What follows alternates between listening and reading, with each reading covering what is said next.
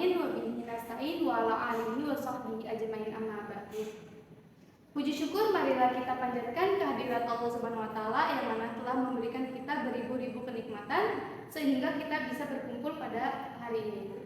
Salawat serta salam semoga tercurah limpahkan kepada junjungan kita yakni Habibana wa Nabiyana wa Maulana Muhammad sallallahu alaihi wasallam. Ibu-ibu sekalian yang saya hormati, yang insya Allah muliakan.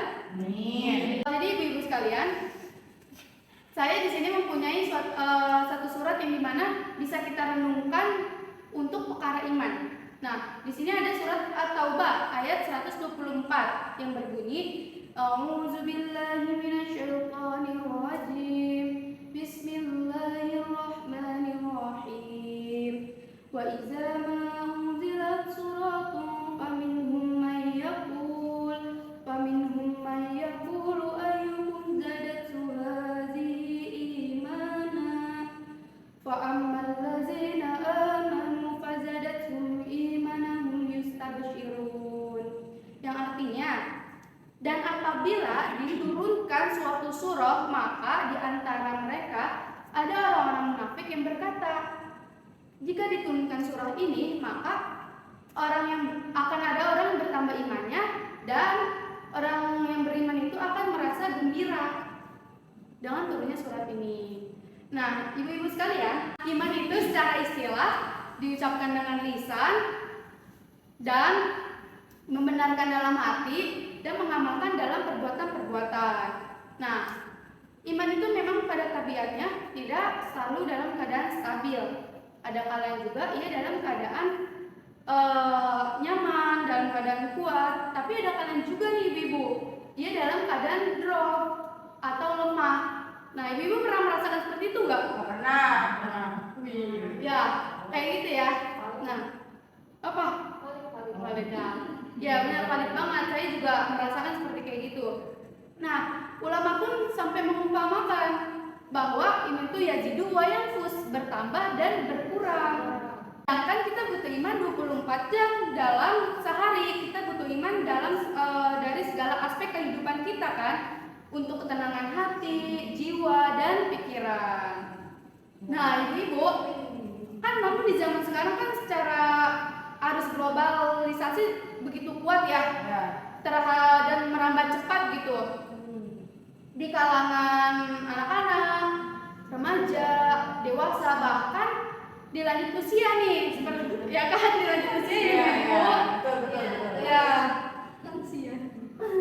Karena sekarang teknologi seakan-akan tuh nggak bisa jauh gitu tanpa teknologi itu, merasa gelisah gitu kan. Nah, ketika kita keluar rumah tanpa membawa handphone, merasa kayak gelisah banget ya kan? Iya. Kayak ada yang kurang gitu kan ya ibu-ibu. Nah, sama halnya kita nggak bisa nih keluar rumah tanpa tidak membawa iman. Gitu. Ibu-ibu. Nah, kita kan butuh iman juga dalam banyak adegan-adegan di hidup kita kan? Ya. Nah, kita butuh iman ketika kita sedang diuji. Agar apa? Agar kita tabah, sabar ya kan? Kita butuh iman bahkan kita butuh iman dalam keadaan bahagia juga. Agar apa? Agar kita selalu bersyukur. Kita butuh iman kita dalam keadaan beribadah. Agar apa? Agar kita khusyuk dan bersemangat menjalankannya. Selain itu, kita juga butuh iman di dalam bermuamalah. Agar apa? Agar kita berlapang dada terhadap orang-orang yang kurang berkenan terkadang terhadap kita gitu. Kita butuh iman dalam segala aspek pokoknya. Apalagi dalam bertetangga ya kan. Nah, agar apa? Agar kita mudah memaafkannya.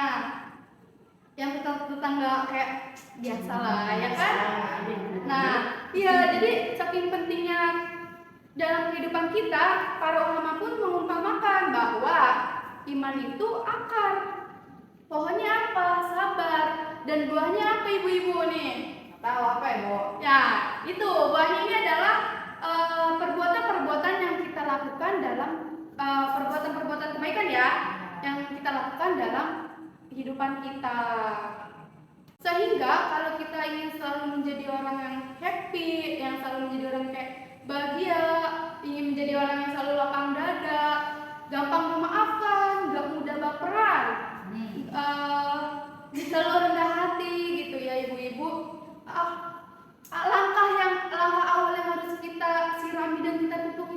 akar keimanan di dalam hati kita.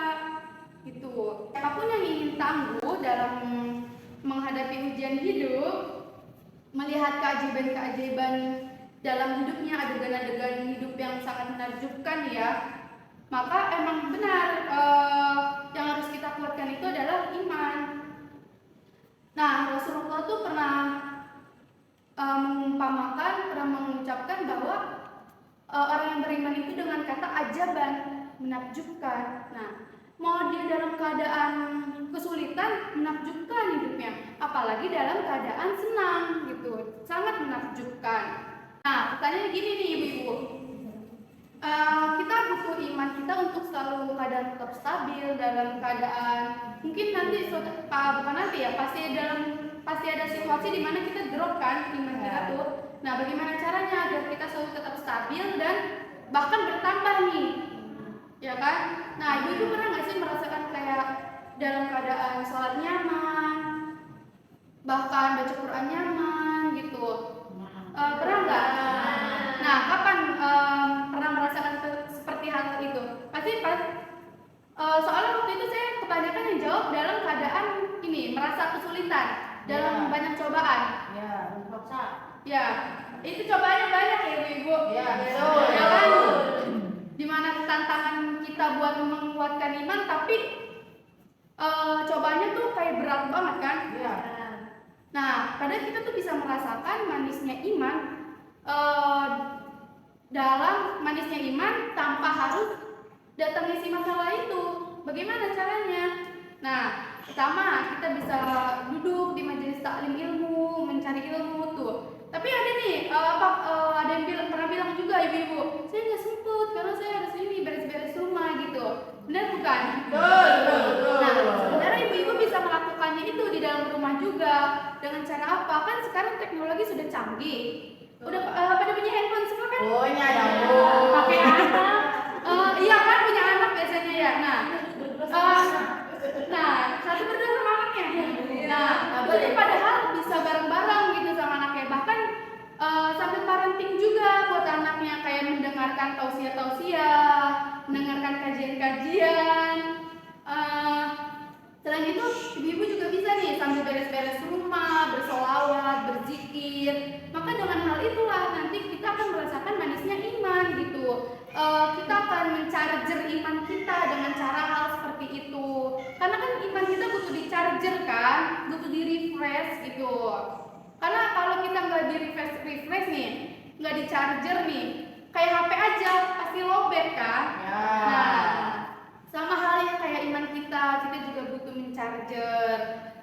Mungkin cukup sekian dari saya. Kurang lebihnya mohon maaf. Wassalamualaikum warahmatullahi wabarakatuh.